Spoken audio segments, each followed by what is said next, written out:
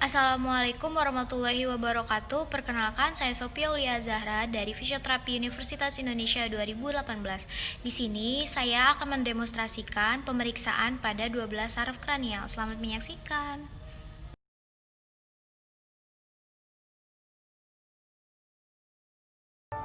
Instruksikan kepada pasien untuk menutup salah satu lubang hidung selama pemeriksaan.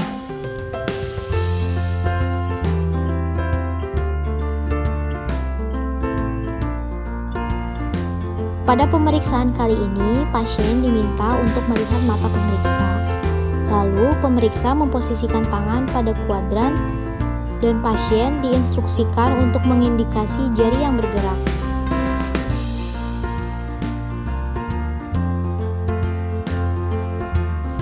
Pada pemeriksaan ini, posisikan pasien dalam keadaan supine lying atau duduk. Lalu, pasien diminta untuk melirik terus ke satu arah, misalnya ke kanan, kiri, bawah selama jangka waktu 5-6 detik.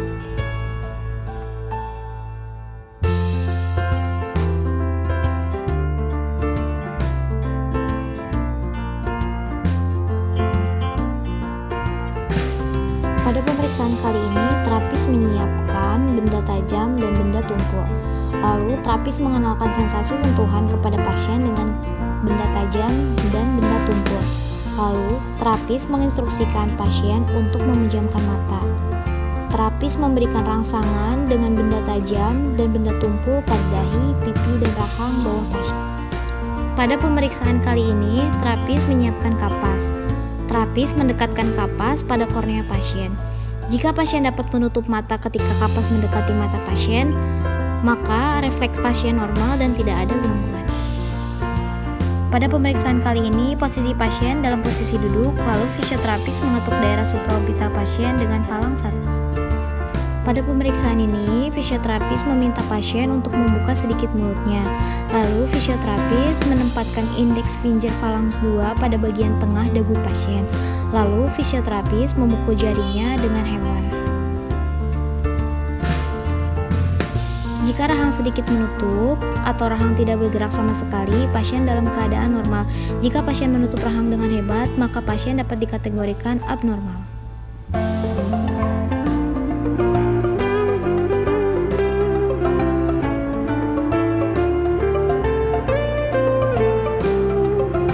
Pada pemeriksaan kali ini, pasien diinstruksikan untuk merapatkan gigi sekuat-kuatnya. Terapis mempalpasi bagian muskulus masseter dan temporalis pasien. Lalu, pasien diminta untuk menurunkan rahangnya. Jika terdapat perbedaan tonus, maka dapat dikategorikan abnormal. Jika ketika rahang diturunkan terjadi asimetris dagu, maka telah terjadi lesi.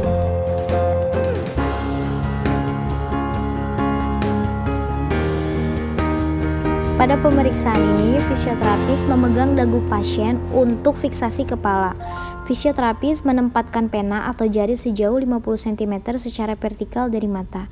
Fisioterapis menggerakkan jari atau pena perlahan ke arah lateral, medial, atas, bawah. Bila pasien tidak dapat menggerakkan bola mata ke gerakan abduksi lateral, terjadi paresis pada musculus rectus lateralis yang dipersarafi oleh nervus abducens.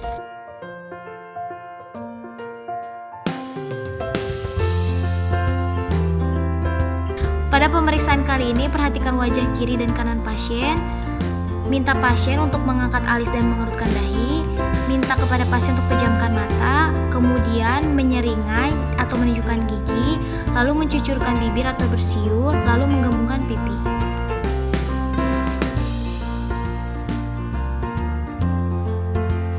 Instruksikan kepada pasien untuk membuka mulut dan mengatakan huruf A.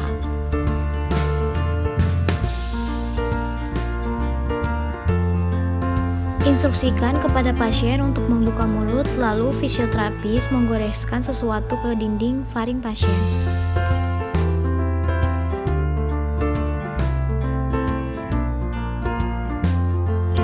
Pasien diminta untuk menjulurkan lidah. Bila lidah dijulurkan, maka lidah akan membelok ke sisi yang sakit, melihat apakah ada atrofi atau fasikulasi pada otot lidah. Dalam keadaan diam, lidah tidak simetris, biasanya tergeser ke daerah lumpuh karena tonus di sini menurun.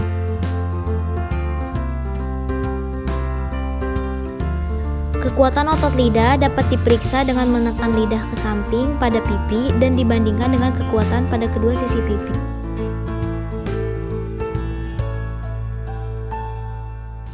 Pada pemeriksaan ini, mintalah kepada pasien untuk menutup salah satu telinga yang tidak terpakai. Pemeriksa mengucapkan kata-kata secara berbisik dengan intensitas bisikan sejauh 30 cm dari telinga. Selain itu, tes pendengaran dapat dilakukan dengan membisikkan kata-kata yang frekuensinya lebih tinggi.